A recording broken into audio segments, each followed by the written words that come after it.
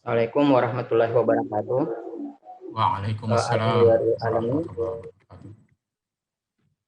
kita berjumpa lagi di acara kesayangan kita di channel Dakwah Sorong, di mana malam hari ini kita mengangkat tema tentang sirah Rasulullah. Kita mengangkat tema atau kita akan membedah sebuah tema, yakni awal dakwah Rasulullah dan terbentuknya jemaah dakwah. Dan alhamdulillah di tengah kita atau di channel kita di Dakwah Sorong yang live streaming di YouTube sudah ada Ustadz Ashadi. Bagaimana kabarnya Ustadz? Alhamdulillah khair. Gimana kabarnya Ustaz? Alhamdulillah. Alhamdulillah sehat juga Ustadz. Posisi di mana nih Ustadz? Kalau boleh tahu? Di Kaimana Ustaz? Posisinya? Di Kabupaten Kaimana. Oh, Kaimana ya? Ya. Oke, baik. Masih daerah Papua Ustadz? Papua Barat. Papua Barat. Bagaimana corona di sana Ustadz? Ya, semoga segera diangkat oleh Allah Subhanahu wa taala pandemi corona Amin ya ini. Allah. Amin ya Allah. Itu doa kita semua Ustaz. Allahumma amin ya. Oke, langsung saja Ustaz, silahkan. Ya. Assalamualaikum warahmatullahi wabarakatuh. Alhamdulillahirabbil alamin. Wassalatu wassalamu ala asyrafil anbiya'i wal mursalin wa ala alihi wa ashabihi wa man tabi'ahum bi ihsanin ila yaumiddin. Alhamdulillah, di malam Senin kita dipertemukan kembali dalam suatu kegiatan dari dakwah Sorong. Pada malam hari ini kita akan coba mendiskusikan, membahas salah satu tema dalam pembahasan sirah nabawiyah. Untuk malam ini kajian sirah nabawiyah kita akan mengangkat topik terkait dengan dakwah awal Nabi dan terbentuknya jamaah dakwah. Namun sebelum kita membahas lebih dalam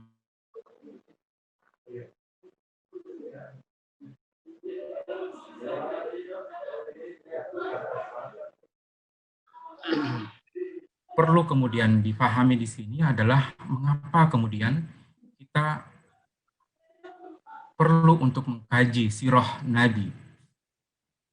Jadi ini adalah pertanyaan mendasar yang sepertinya perlu untuk dijawab. Mengapa kita perlu untuk mengkaji sirah nabawiyah? Nah, tentu jawabannya adalah karena sirah nabawiyah ini termasuk dalam perkara syar'i. Setidaknya ada dua alasan utama. Yang pertama, bahwasanya sirah ini merupakan perkara terpenting yang harus diperhatikan karena mencakup pemberitaan tentang perkataan, perbuatan, ya, diam serta sifat-sifat Rasul. Kemudian yang kedua, bahwasanya mengapa kemudian kita perlu untuk mengkaji sirah adalah karena sirah ini merupakan salah satu materi tasyrik, ya, atau dalil syara, yang dimana sirah Nabi ini merupakan bagian daripada hadis, ya, dan apa saja yang sahih di dalam sirah Nabi, baik riwayatan maupun dirayat. Nah, dengan demikian sirah Nabi ini termasuk bagian daripada sunnah, dan pengkajian terhadap sirah Nabi ini tentu merupakan upaya kita untuk meneladani Rasulullah Shallallahu Alaihi Wasallam.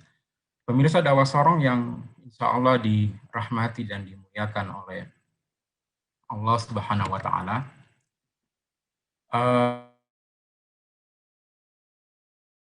Awal-awal dakwah Rasulullah Shallallahu Alaihi Wasallam, kita kita akan coba melihat bagaimana perjalanan Nabi dari perspektif awal permulaan dakwah Nabi dan terbentuknya jamaah dakwah yang terdiri dari para sahabat-sahabat Rasulullah Shallallahu Alaihi Wasallam. Dalam surat At-Taubah ya, ayat 128, Allah Subhanahu wa taala telah menggambarkan bagaimana karakter sifat Rasulullah Muhammad Sallallahu Alaihi Wasallam. Allah Subhanahu wa taala berfirman, A'udzu billahi minasyaitonir rajim. Laqad ja'akum rasulun min anfusikum azizun 'alaihi ma 'anittum harisun 'alaikum bil mu'minina raufur rahim.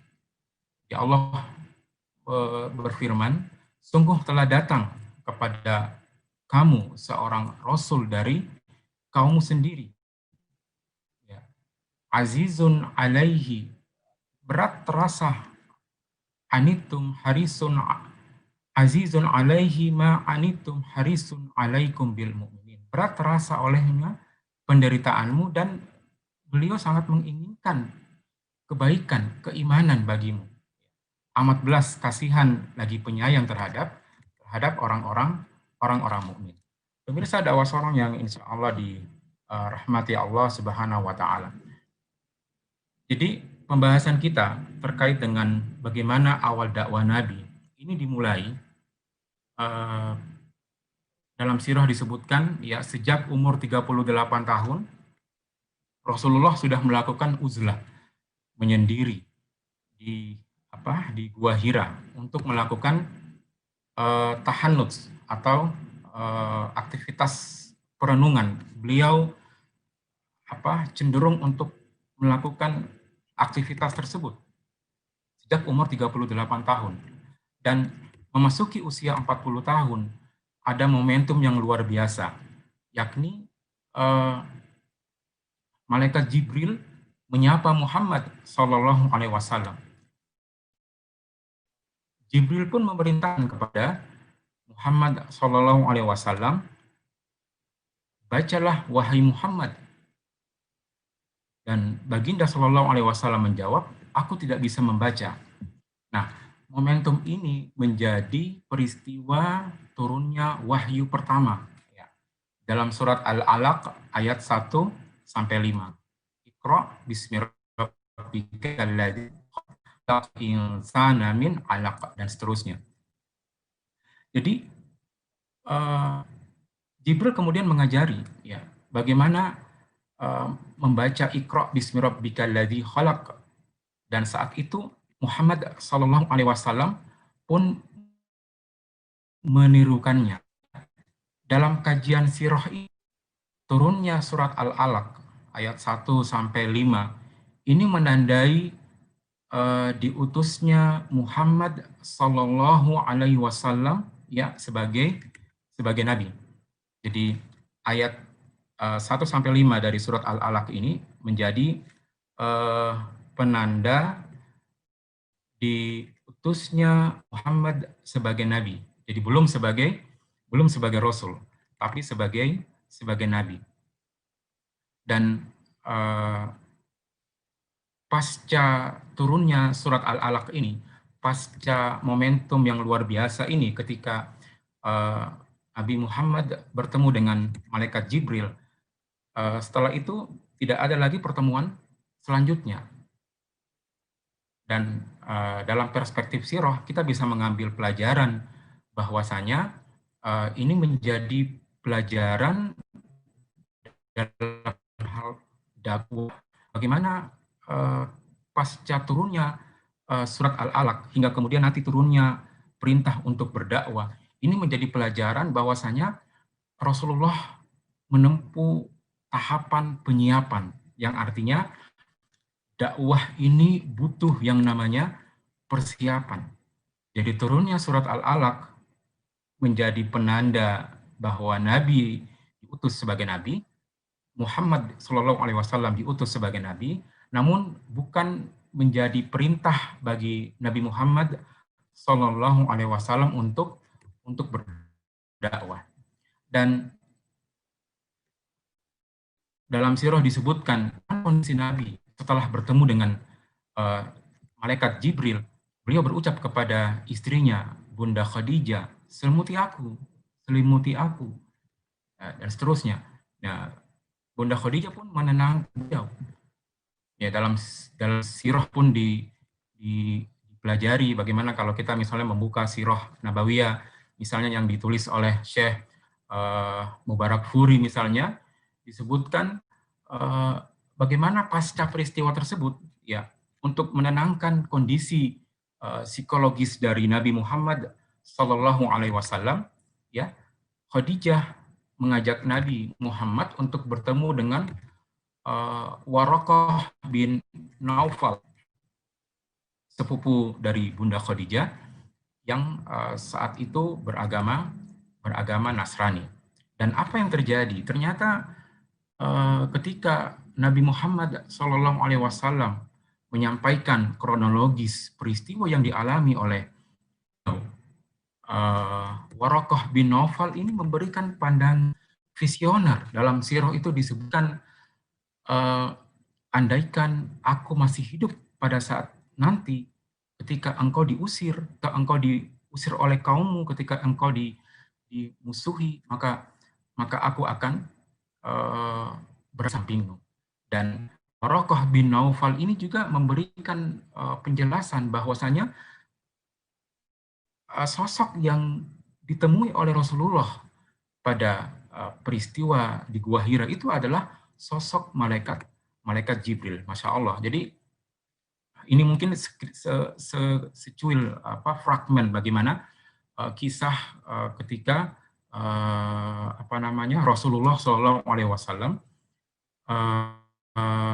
bertemu dengan malaikat Jibril dan kemudian dibawa oleh istri beliau untuk bertemu dengan Waraqah bin Naufal. Pemirsa dakwah sorong yang insya Allah dirahmati dan dimuliakan Allah Subhanahu wa Ta'ala. Setelah peristiwa pertama, turunnya wahyu surat Al-Alaq ayat 1 sampai 5, kemudian Nabi Muhammad SAW kembali bertemu dengan malaikat Jibril. Ya, dan pada saat pertemuan yang kedua ini diturunkanlah surat Al-Mudaththir, ya, surat Al-Mudaththir ayat 1 sampai 5. A'udzubillahi minasyaitonirrajim. Ya ayyuhal mudaththir qum fa'anzir, dan seterusnya. Ya. Jadi turunnya surat Al-Mudaththir ini ayat 1 sampai 5 ini menjadi penanda pengukuhan Muhammad Sallallahu Alaihi Wasallam sebagai Rasul. Ya, jadi kalau surat Al-Alaq itu menjadi penanda eksistensi Muhammad sebagai Nabi, untuk surat Al-Mudaththir ini ayat 1 sampai 5 sebagai penanda pengukuhan Nabi Muhammad Sallallahu Alaihi Wasallam sebagai Rasul. Syekh Mubarakfuri di dalam kitabnya Sirah Nabawiyah itu menyebutkan bahwa surat Al-Mudaththir ini memiliki kandungan dua jenis taklif, ya, dua jenis pembebanan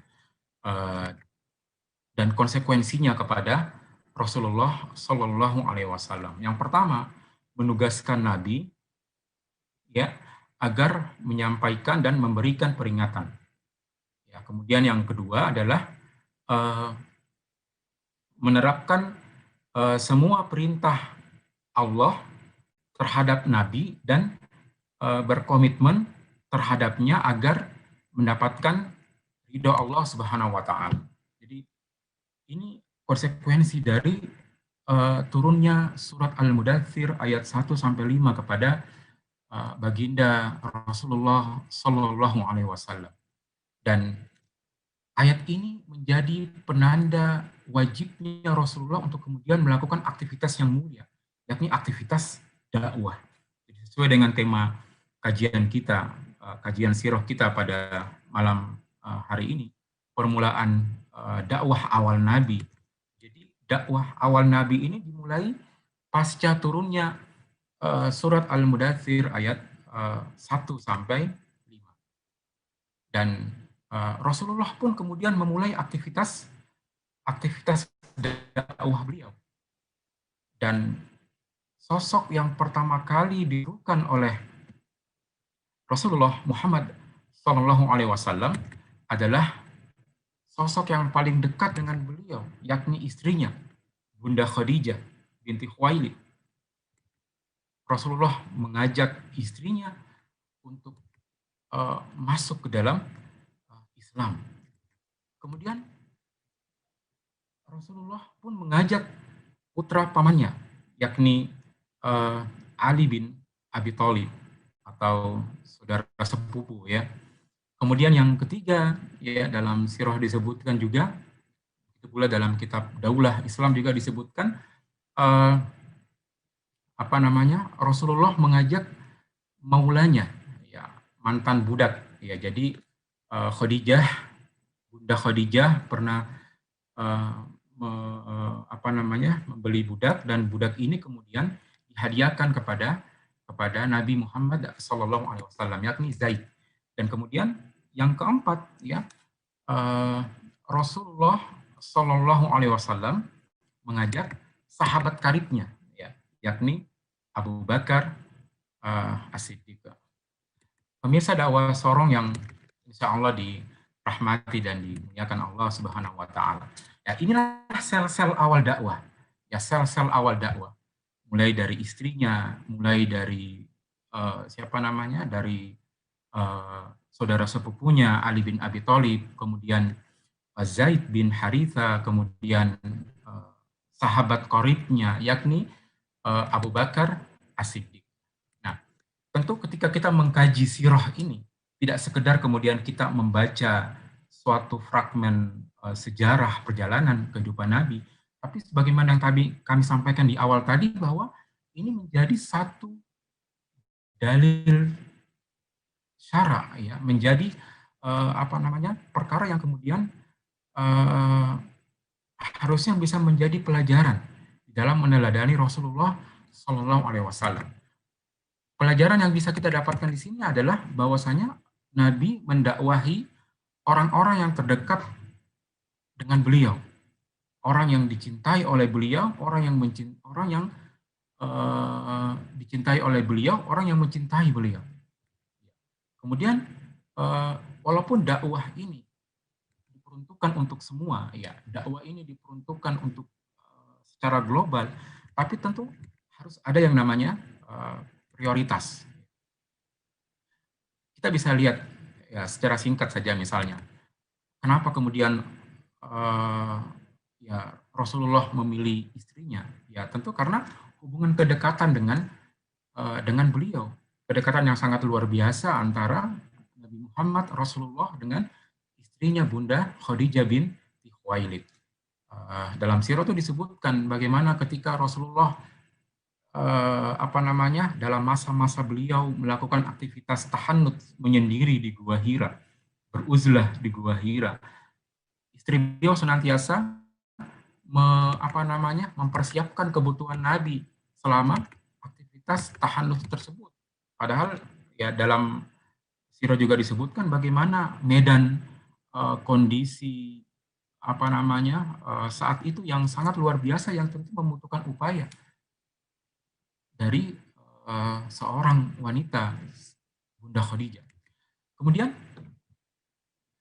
ternyata setelah yang tadi kami sampaikan, bahwasanya ketika Khadijah binti Khuwailid mengajak suaminya Nabi Muhammad SAW untuk bertemu dengan Waraqah bin Naufal, dan Waraqah pun memberikan penjelasan yang luar biasa bahwasanya Rasulullah ini bukan orang sembarangan. Nabi Khadijah pun akhirnya meyakini bahwasanya ya Muhammad ini bukan sembarangan orang, sehingga menjadi hal yang mendorong beliau juga untuk menerima apa yang kemudian disampaikan oleh suaminya, oleh Nabi Muhammad. Ya, ini menunjukkan bahwa dakwah ini memang butuh adanya frekuensi yang sama, kedekatan yang luar biasa sehingga memudahkan proses transfer, memudahkan aktivitas dakwah yang diserukan itu sampai kepada pihak yang disampaikan. Pemirsa dakwah Sorong yang insya Allah dirahmati dan dimuliakan oleh Allah Subhanahu wa Ta'ala. Kita tentu bisa membayangkan bagaimana dakwah di awal-awal Rasulullah Shallallahu Alaihi Wasallam ini merupakan sesuatu yang sangat-sangat berat. Ya, bagaimana tidak pada saat itu, ya di Jazirah Arab yang namanya masa kenabian itu telah putus. Ya, masa kenabian itu telah putus selama kurang lebih 600 tahun di Jazirah Arab. Artinya tidak ada lagi nabi selama kurang lebih hampir 600 tahun. Sehingga bisa dibayangkan jika kemudian tiba-tiba ada sosok yang mengaku sebagai nabi. Ini merupakan perkara yang tidak mudah, merupakan perkara yang sangat luar biasa sulitnya, tantangan yang luar biasa sulitnya. Bahkan Nabi pun pernah bersabda, "Bada al-Islamu ghariban wa sayaudu." Islam itu datang dalam keadaan terasing dan akan kembali terasing. Ya, dan dalam hadis tersebut juga dilanjutkan, maka ya, beruntunglah orang-orang yang terasing. Nah, karena beratnya dakwah ini, karena tantangan yang luar biasa dari dakwah ini, maka tentu membutuhkan yang namanya kekuatan, membutuhkan yang namanya pendukung, membutuhkan orang-orang yang kemudian siap untuk berkorban jiwa raga, dan tentu orang-orang yang bisa untuk itu adalah orang-orang yang dekat. Dan ini menjadi strategi dakwah beliau, strategi dari Rasulullah Muhammad Sallallahu Alaihi Wasallam. Pemirsa dakwah Sorong yang insya Allah dirahmati dari Allah Subhanahu Wa Taala.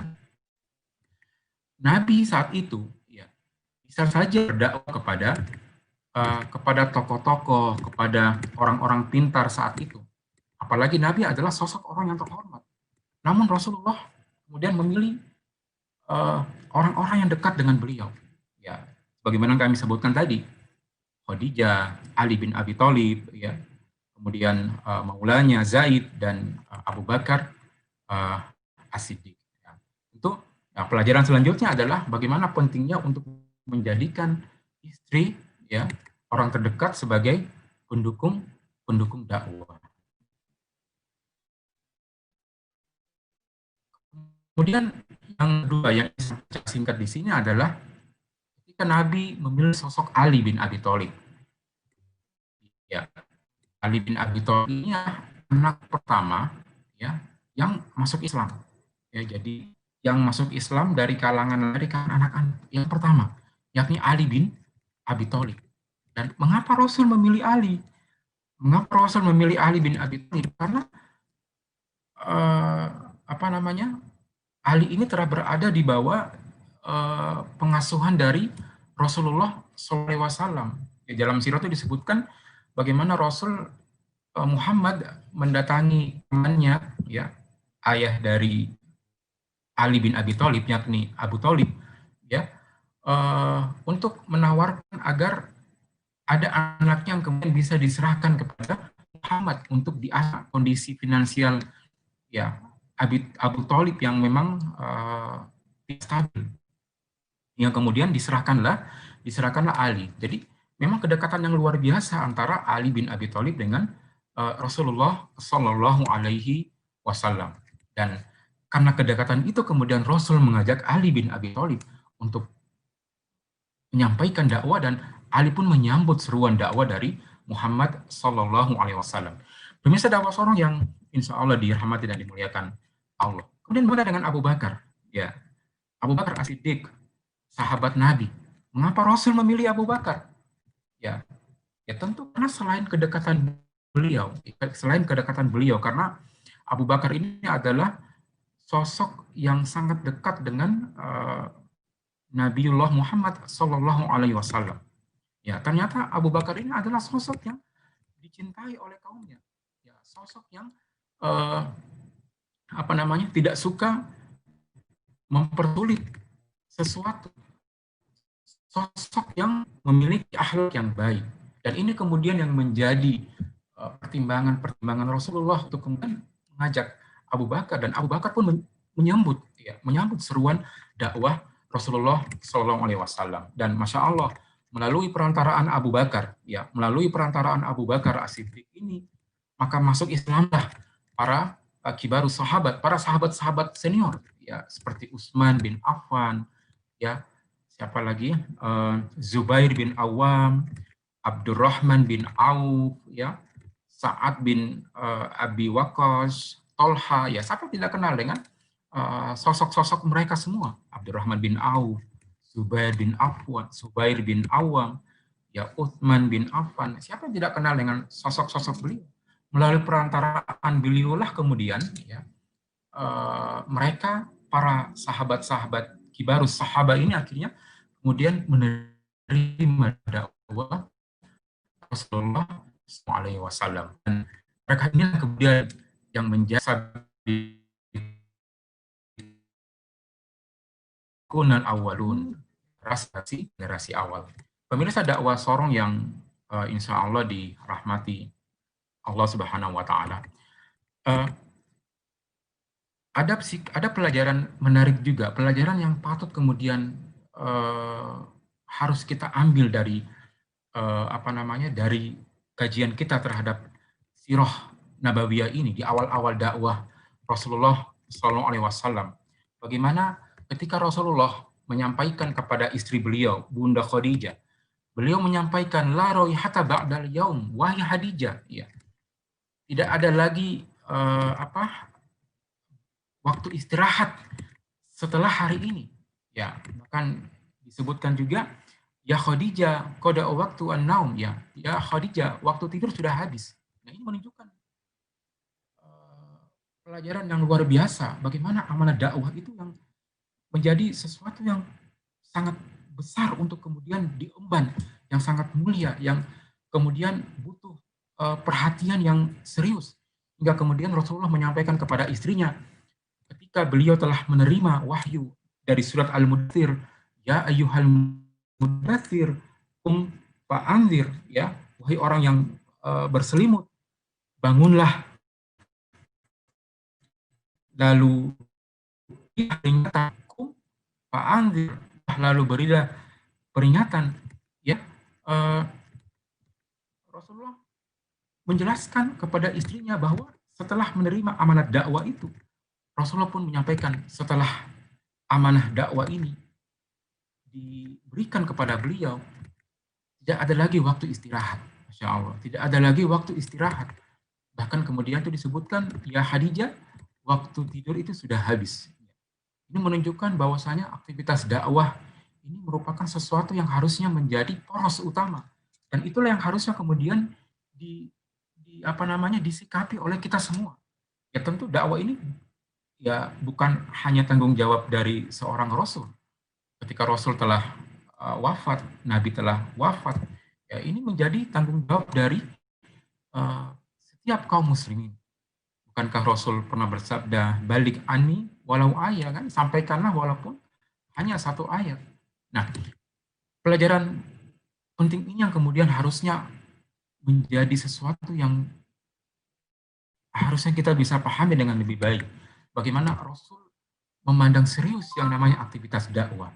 Ya, Rasul bersikap all out, ya, serius dalam mengemban amanah dakwah. Dan saking beratnya amanah dakwah Rasulullah ini, para sahabat pun mengetahui bagaimana beratnya wahyu yang diterima oleh Rasul. Dan Rasulullah SAW betul-betul menyingsikan lengan, ya, siang malam berjuang, berdakwah di tengah umatnya, dan dimulai dari keluarga yang paling dekat. Pemirsa, dakwah sorong yang insya Allah dirahmati dan dimuliakan Allah Subhanahu wa Ta'ala. Dalam sirah pun kita mendapatkan pelajaran, ya. Dalam sirah kan disebutkan tahapan dakwah Rasulullah itu dibagi menjadi tahapan dakwah sirriyah, ya, sembunyi-sembunyi, dan terang-terangan. Nah, dalam konteks permulaan dakwah Rasulullah Shallallahu Alaihi Wasallam, yang perlu untuk kita luruskan di sini adalah dakwah sembunyi-sembunyi, dakwah sirriyah ini bukan berarti kemudian dakwah Rasul itu dilakukan secara sembunyi-sembunyi. Ya, dakwah karakternya lugas, tegas. Ya, karakter dakwah ini adalah memang disampaikan apa adanya, dan itu dilakukan oleh Rasulullah juga di awal-awal dakwah. Yang menjadi sirriyah di sini, yang menjadi sifat sembunyi-sembunyinya di sini adalah dari sisi tanzimnya, ya, dari sisi manajemennya, dari sisi organisasi dakwah. Ya, organisasi dakwah ini yang justru kemudian di manage oleh Rasulullah secara sembunyi-sembunyi. Jadi dalam kisah itu disebutkan, jadi paman beliau Abbas, yang saat itu belum berislam, pernah ditanya oleh seseorang, ketika seseorang ini melihat Muhammad, melihat Khadijah, dan melihat Ali bin Abi Thalib melakukan aktivitas sholat. Ya, seseorang ini bertanya kepada Abbas, siapakah itu? Ya, Abbas pun menjelaskan bahwa ya, Muhammad ini adalah keluargaku, Khadijah itu adalah istrinya, dan Ali itu adalah sepupunya. Nah, itu kata Abbas.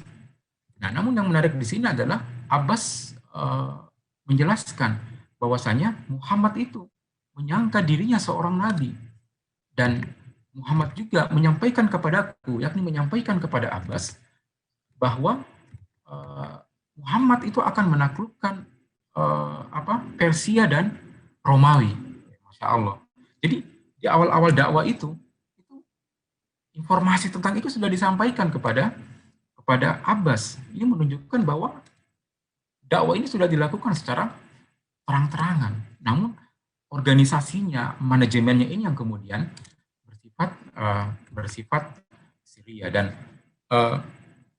masyarakat Quraisy saat itu tahu ya bagaimana posisi Persia, bagaimana posisi Romawi pada saat itu yang merupakan negara adidaya dalam konstelasi politik pada saat itu, Persia dan adidaya. Sehingga ketika seorang Muhammad menyampaikan bahwa akan menaklukkan Persia, akan menaklukkan Romawi, tentu ini sesuatu yang sangat luar biasa.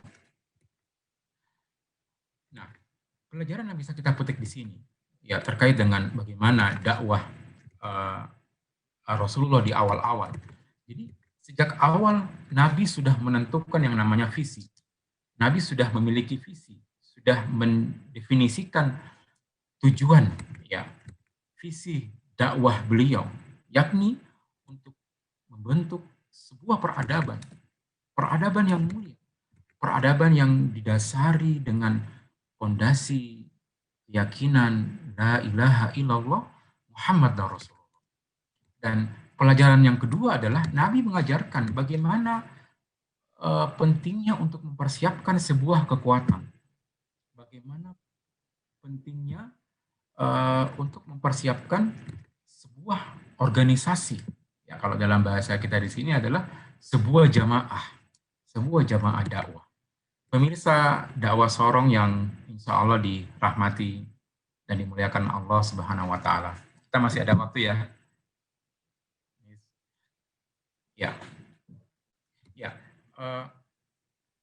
Dari penjelasan tadi, penjelasan bahwa Rasulullah pun melakukan persiapan melakukan kontak ya, dakwah orang per orang, membentuk kekuatan, membentuk jamaah. Kita bisa mengerucutkan bahwasanya bagaimana di awal-awal dakwah Nabi ini strategi dakwah yang dilakukan oleh Rasulullah Muhammad Shallallahu Alaihi Wasallam, yang pertama adalah Nabi melakukan aktivitas kontak individu, itu sholat fardhiyah, ya kontak individu. Ya, kenapa harus kontak individu? Ya karena dengan kontak individu dakwah itu akan lebih fokus, akan lebih leluasa, bertemu empat mata atau mungkin bertemu dengan dua orang. Ya itu akan lebih fokus, akan lebih leluasa untuk menyampaikan secara detail Islam, menyampaikan secara detail bagaimana dakwah yang ingin disampaikan kepada mad'unya, yang ingin disampaikan kepada sosok yang didakwahi. Jadi itu yang pertama. Rasulullah melakukan aktivitas kontak individu, itu sholat fardhiyah. Kemudian yang kedua, Rasul mengutus guru, ya, mengutus murabbi, ya, kalau istilah sekarang ya, mengutus ya musyrif, ya, mengutus seseorang yang akan mengelola dakwah di sebuah komunitas. Ya, kalau dalam sirah itu disebutkan bagaimana Rasulullah mengutus seorang Khabbab bin Arat. Ya, Rasulullah mengutus sahabatnya Khabbab bin Arat kepada komunitas kecil, halakoh ya kalau dalam bahasa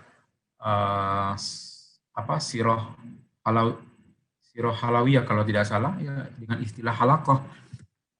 Halakohnya Said, ya, Said dan istrinya Zainab binti Khattab. Jadi Khabbab bin Arat diutus oleh Rasulullah kepada komunitas-komunitas kecil, kelompok-kelompok kecil, yakni Said dan istrinya Zainab binti Khattab untuk mengajarkan Islam. Dan Masya Allah, akhirnya melalui aktivitas ini, ketika Umar bin Khattab, ya saudara dari Zainab binti Khattab ini datang, Umar bin Khattab, ya sosok yang sudah tidak kenal lagi, khalifah yang kedua, ini pun kemudian akhirnya beriman kepada Allah dan Rasulnya. Itu yang kedua, strategi yang kedua. Kemudian yang ketiga, ya bagaimana Rasul membuat markas, ya tempat untuk dilakukannya pertemuan-pertemuan umum. Nah, dalam sirah itu disebutkan tempat rumah dari Arqam bin Abi al-Arqam. Dan yang keempat, ya disinilah kemudian Rasul melakukan pembinaan secara intensif. Ya, kurang lebih selama 3 tahun aktivitas ini. Dan Rasulullah pun mengatur para sahabatnya dalam suatu manajemen, mengatur dalam suatu organisasi, mengatur dalam sebuah kutlah, kelompok dakwah, jamaah dakwah. Dan berkumpulnya para sahabat ini tidak sekedar dikumpulkan, tapi kemudian digembleng, dikader, dibina sedemikian rupa. Nah, pertanyaannya, bagaimana model pembinaan Rasulullah kepada para sahabat? Sehingga kalau kita membaca sirah, bagaimana sahabat-sahabat yang dibina oleh Rasulullah ini dalam perjalanan sejarah selanjutnya menjadi sosok-sosok yang luar biasa di dalam peradaban umat manusia. Nah, pembinaan Rasul, kurikulum yang utama adalah Quran. Jadi dengan Quran, para sahabat ini kemudian dibina oleh Rasulullah Shallallahu Alaihi Wasallam. Targetnya apa? Targetnya adalah untuk membentuk pribadi-pribadi yang Islami, untuk membentuk pribadi-pribadi yang berkarakter, yang bersaksiat Islam. Ya, Rasul pun membangun spiritualitas. Ya, Rasul pun membangun spiritualitas para sahabatnya.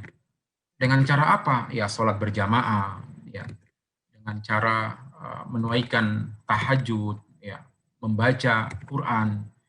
Nah, kemudian dalam pembinaan Rasul ini juga kepada para sahabatnya, Rasul membangkitkan aktivitas berpikir, ya, membangkitkan aktivitas berpikir para sahabat-sahabatnya ini tentang ayat-ayat Allah dan mengkajinya secara seksama. Ya. Kemudian yang selanjutnya adalah bagaimana Rasul ini membina akal mereka dengan makna-makna Quran, lafaz-lafaznya, pemahaman-pemahaman Islamnya, dan pemikiran-pemikirannya. Hingga kemudian para sahabat ini akhirnya menjadi sosok-sosok manusia luar biasa yang memiliki pola akliyah, pola fikir, dan nafsiyah, pola sikap yang islami.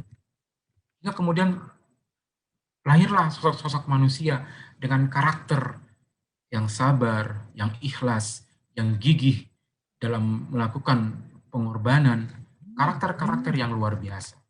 Pemirsa dakwah Sorong yang insya Allah dirahmati oleh Allah Subhanahu wa Ta'ala. Ya, jadi ini lagi ada beberapa menit ya. Terkait dengan dakwah, tadi sudah kita jelaskan bagaimana Rasul mengajak istrinya, mengajak Ali, mengajak Zaid, maulanya ya, mengajak Abu Bakar. Nah, ini menjadi pelajaran Nabi mengajak orang-orang yang telah siap untuk menerima dakwah. Ya, jadi Rasulullah SAW tidak melihat usia, Rasulullah tidak melihat kedudukan, Rasulullah tidak melihat jenis kelamin, Rasulullah tidak melihat asal usul.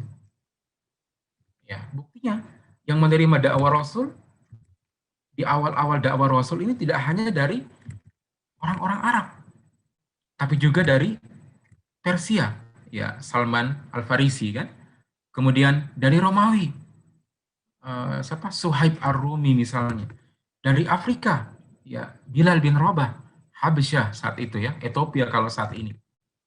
Nah, artinya apa?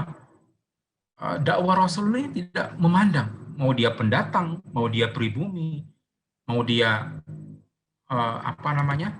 mau dia masih muda, mau dia sudah tua, sepanjang telah ada kesiapan pada diri seseorang itu menjadi target dakwah Rasulullah Shallallahu Alaihi Wasallam. Dan Rasulullah pun juga mengajak, ya tidak hanya orang-orang yang lemah, tapi juga orang-orang yang kuat. Tidak hanya orang-orang fakir, tapi juga orang-orang kaya. Nah, ini yang mungkin perlu diluruskan. Mungkin sering ada pemahaman bahwasanya komunitas yang berada di bawah pengelolaan Rasulullah pada saat itu terdiri dari banyak orang-orang lemah. Ini tentu sesuatu yang keliru.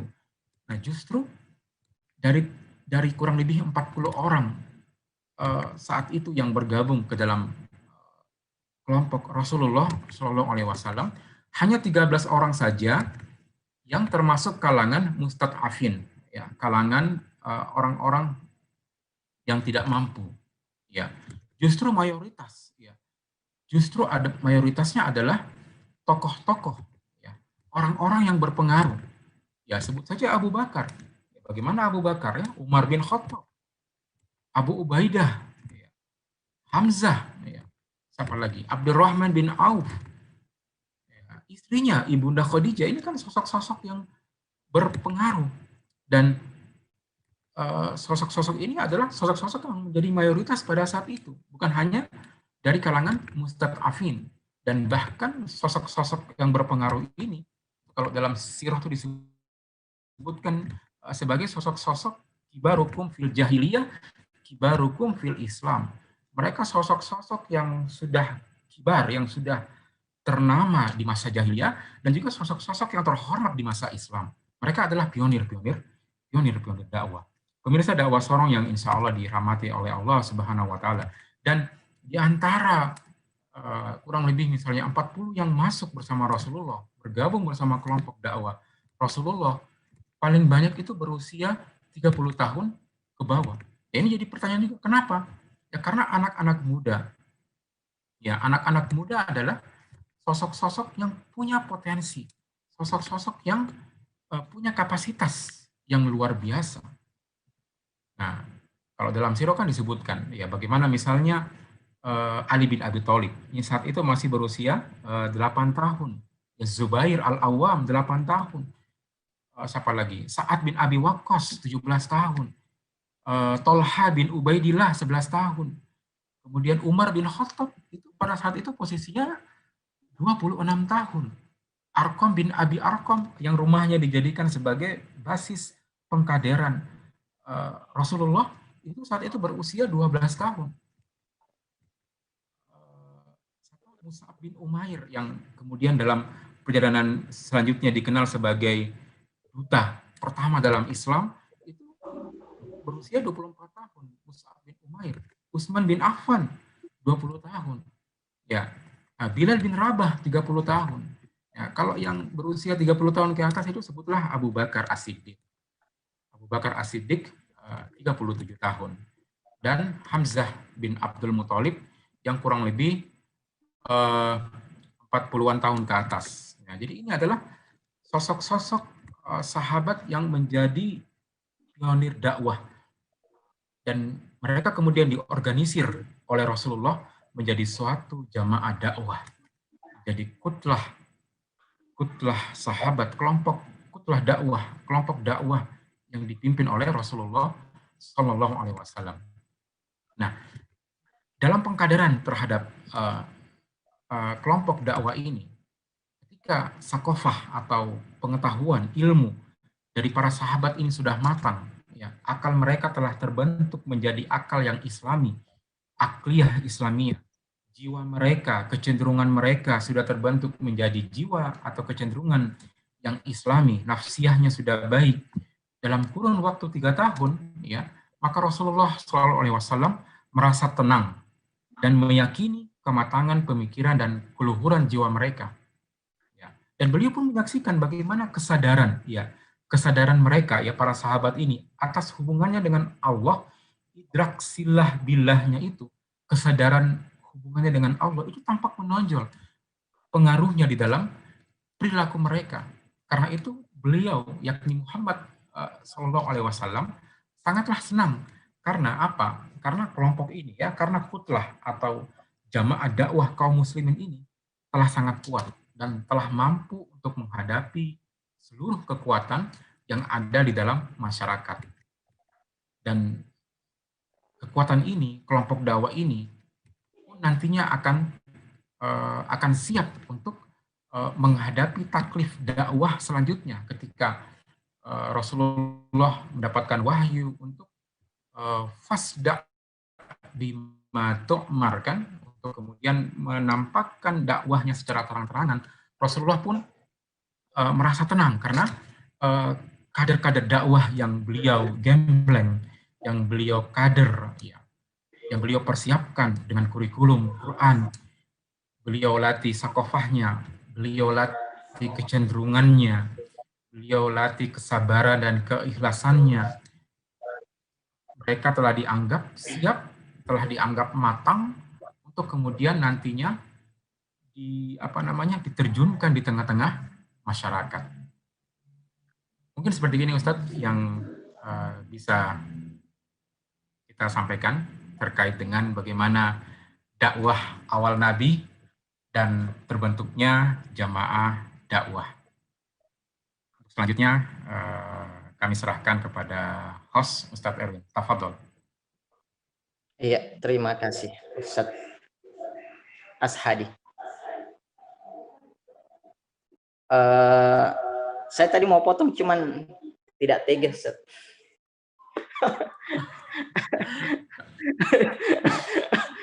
Terlalu semangat, Ustadz.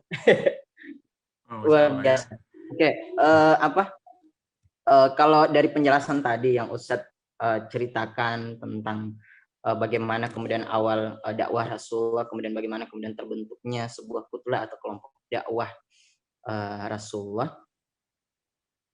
Nah, kemudian muncul pertanyaan di diri saya, maksudnya bagaimana kemudian kita bisa membentuk sebuah jamaah dakwah yang sebagaimana yang pernah Rasulullah dulu pernah buat seperti itu. Maksudnya mereka punya jamaah dakwah yang solid, yang terstruktur, dan semuanya memiliki pemikiran yang sama, dan mereka adalah orang-orang yang secara maksudnya mereka kuat dengan berbagai macam ujian hidup seperti itu. Beda dengan kondisi sekarang yang dihadapi seperti itu.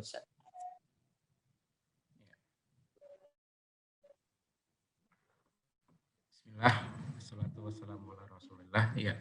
Jadi ini pertanyaan yang sangat menarik, dan sebagaimana yang telah kami sampaikan di awal, ya, bahwasanya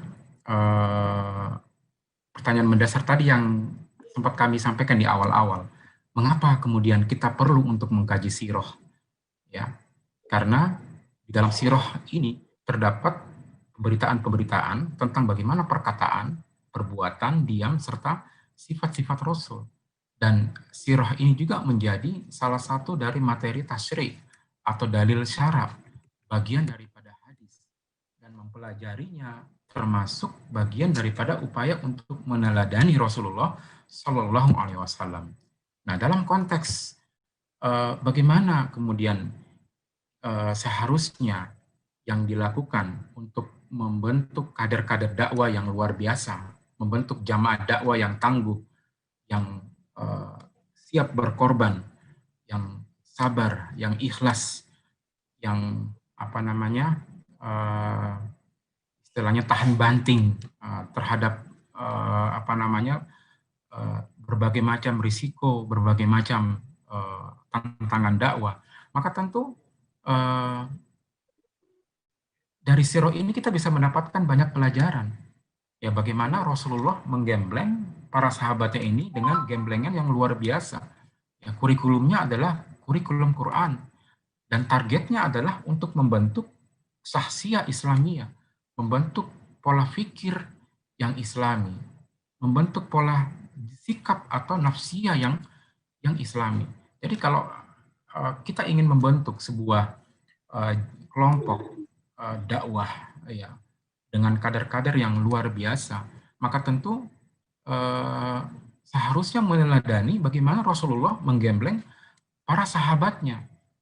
Dan di sini tidak sekedar bagaimana membangun spiritualitas, tapi juga bagaimana membangkitkan akal mereka, membangkitkan aktivitas berpikir mereka, membangkitkan kecenderungan-kecenderungan mereka untuk senantiasa hanya menjadikan Allah sebagai sesuatu yang menjadi tujuan utamanya.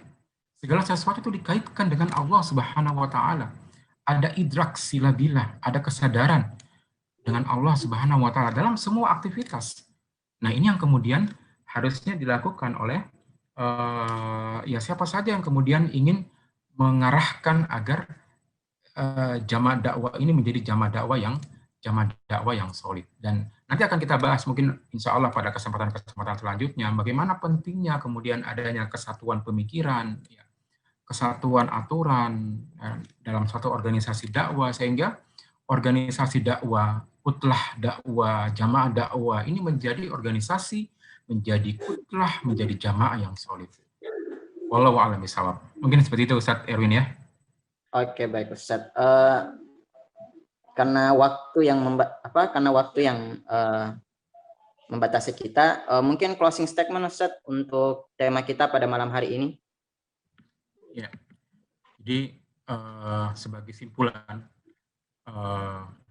atas kajian sirah nabawiyah kita dengan tema dakwah awal Nabi dan terbentuknya jamaah dakwah, yang pertama penting bagi kita untuk senantiasa mempelajari sirah nabawiyah ini sebagai bagian daripada upaya kita untuk meneladani Rasulullah Shallallahu Alaihi Wasallam, karena ini merupakan bagian daripada ittiba, bagian daripada mengikuti Rasulullah Shallallahu Alaihi Wasallam. Yang kedua, Rasulullah telah mengajarkan kepada kita bagaimana dakwah ini harusnya menjadi poros kehidupan. Dakwah ini harusnya menjadi poros, menjadi sumbu yang kemudian mengatur seluruh aktivitas kehidupan kita. Jadi inilah yang kemudian harusnya diperankan oleh setiap kaum muslimin, mengambil tanggung jawab dakwah untuk kemudian bersama-sama meninggikan kalimat Allah Subhanahu wa taala. Wallahu a'lam bishawab. Oke, baik. Itulah tadi closing statement yang disampaikan oleh Ustadz Ashadi berkaitan dengan tema kita pada malam hari ini.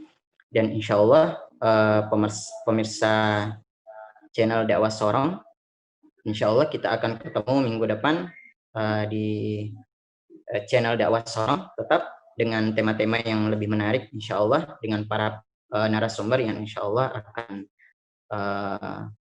menarik juga, insya Allah. Oke, demikianlah pertemuan kita pada malam hari ini, dan akhir kalam kami ucapkan wasyukurillah walhamdulillah. Wassalamualaikum warahmatullahi wabarakatuh. Waalaikumsalam warahmatullahi wabarakatuh.